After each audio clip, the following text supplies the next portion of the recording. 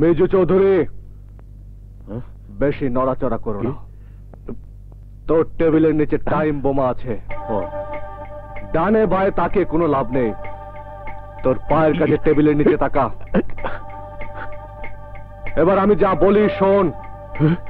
তোর তুফান আমার 2 কোটি টাকার হেরোইন নিয়ে গেছে। তোর বাসার সামনে একটা সাদা গাড়ি দাঁড়িয়ে আছে।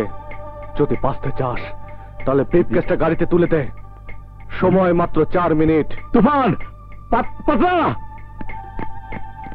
জি বস। আর বস টস বলো না।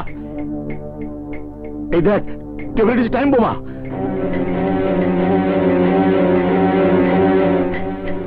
ধরো না প্লিজ। আমি মরে যাবো। আমি মন্ত্রী হতে চাই। আর মাত্র 3 মিনিট বাকি। তুই চিন্তা কর, মাল দিবি না জীবন দিবি? দিচ্ছি বাবা, দিচ্ছি। পাতলা, আলমারি থেকে ব্রিফকেসটা নিয়ে গেটের কাছে সাদা কার আছে, ওখানে দিয়ে আয়। যা।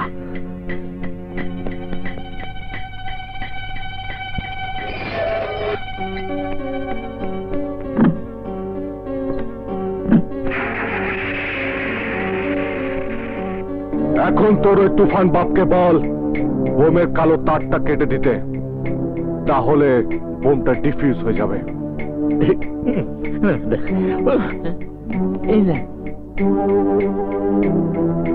কিন্তু খবরদার অন্য কোনো তার যেন না ধরে।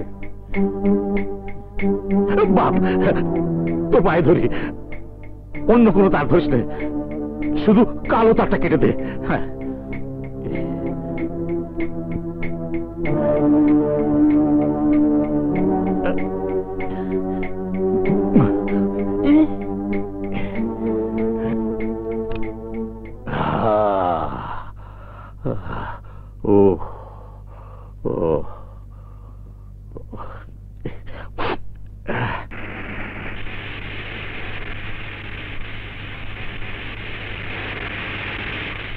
রাজা, আমি জানতাম আজ 5 কোটি টাকার স্বর্ণ আসবে এবং তুমি তা নিয়ে যাবে। ক্যাসেট বন্ধ করো না, কিংবা পালাবার কোনো চেষ্টা করো না, কোনো লাভ হবে না। পেছনে তাকিয়ে দেখো, সাদা গাড়িতেই আমার লোক। এখন 4:30 মিনিট, ঠিক বিকেল 5টায় গাড়ি নিয়ে সমুদ্র পাড়ে চলে আসবে। কোনো রকম চালাকি করো না, কারণ তোমাদের গাড়িতে টাইম বোম ফিট করা আছে। স্যার, জোরে, আরো জোরে স্যার।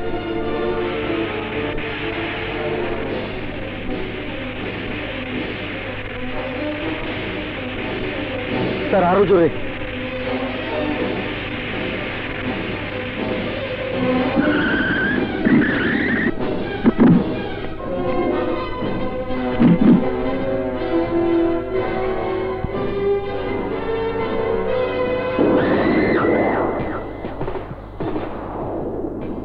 দাঁড়া, আগে মাল দে।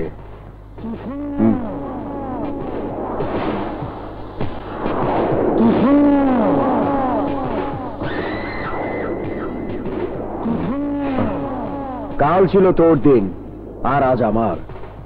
দাবার গুটি এখন আমার চালে। আমি গ্রামের ছেলে, দাবা খেলি না, হাডুডু খেলি।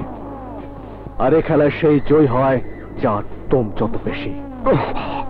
ইচ্ছে করলে আমি তোকে এখনই শেষ করে দিতে পারি, কিন্তু দেব না, কারণ আমি মানুষ নিয়ে খেলতে ভালোবাসি। নাসির খানকে গিয়ে বলিস নাম আমার তুফান। সব মেরে লেজে বিষ রাখতে নেই।